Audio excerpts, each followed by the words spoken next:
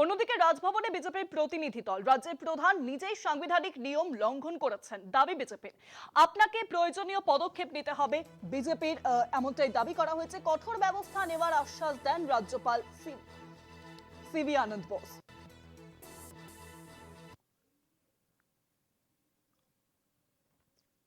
BJP নেত্রী লকেট চট্টোপাধ্যায় তিনি কি বলেছেন শোনাবো আপনাদেরকে।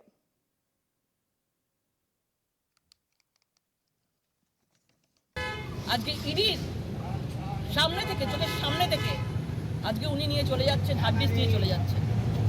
এটাই আমাদের পশ্চিমবাংলার অবস্থা। এই বাংলা আমরা চাই না, এবং আমরা চাই সাধারণ মানুষ এর জবাব দেয়। আপনারা শুনলেন লকেট চট্টোপাধ্যায় তিনি কি বললেন। রাজভবনে বিজেপির প্রতিনিধি দল গতকাল যে ঘটনাটি ঘটেছে,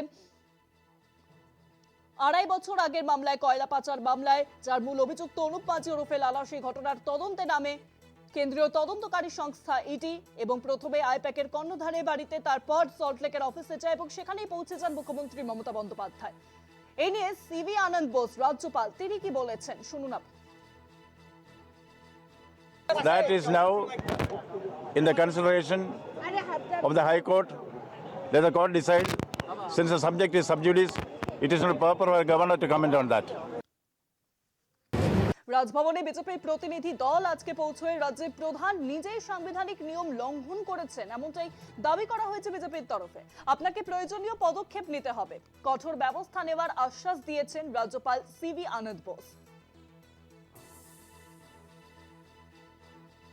বিজেপির দাবি আপনাকে প্রয়োজনীয় পদক্ষেপ নিতে হবে, রাজ্যপালের কাছে এই দাবি, এবং রাজ্যপাল তিনি স্পষ্টত জানিয়েছেন কঠোর ব্যবস্থা নেওয়ার আশ্বাস দিয়েছেন।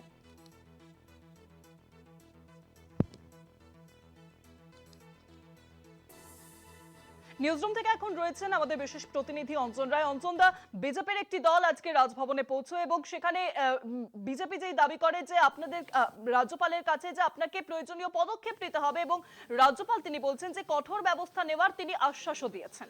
দেখো, এর আগেও বহুবার বিজেপি রাজ্যপালের গেছে এবং তারা যে স্মারকলিপিতে গেছেন তারা কার্যত সেখানে পরিষ্কারভাবে বলেছেন, কখনো তারা 355 চেয়েছেন, কখনো 356 চেয়েছেন, অর্থাৎ একটা দাবিকে নির্দিষ্টভাবে বলতে চেয়েছেন। কখনো তারা বলেছেন যে এই ব্যবস্থা নিতে হবে, কিন্তু আজকের যে স্মারকলিপি তারা দিয়েছে তার মধ্যে কিন্তু কোনো সুপারিশ নেই। অর্থাৎ কি চেয়েছেন, কঠোর ব্যবস্থা নিতে হবে, কিন্তু কঠোর ব্যবস্থাটা কি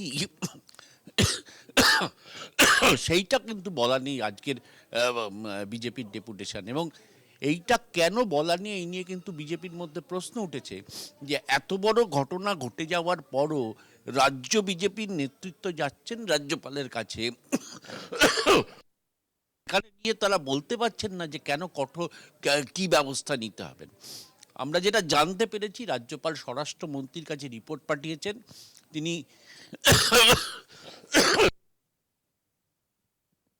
রিপোর্ট চেয়েছেন এবং তিনি সেই রিপোর্ট পেলে কেন্দ্রীয় সাংবিধানিক যিনি প্রধান, তার সর্বোচ্চ পদ, তার কাছে তিনি রিপোর্ট পাঠাবেন।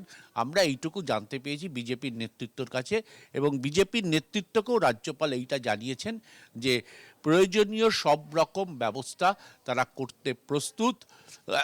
কিন্তু বিজেপি দলের মধ্যে এই প্রশ্নটা উঠেছে যে নির্দিষ্টভাবে কি ব্যবস্থা তারা রাজ্যপালের কাছে চাইছে, সে বিষয়ে কেন বলা নিয়ে, এই নিয়ে দলের মধ্যে কিন্তু প্রশ্ন উঠেছে। একদমই তাই। অনেক ধন্যবাদ অঞ্জন দা, নিউজরুম থেকে ছিলেন আমাদের বিশেষ প্রতিনিধি অঞ্জন রায়।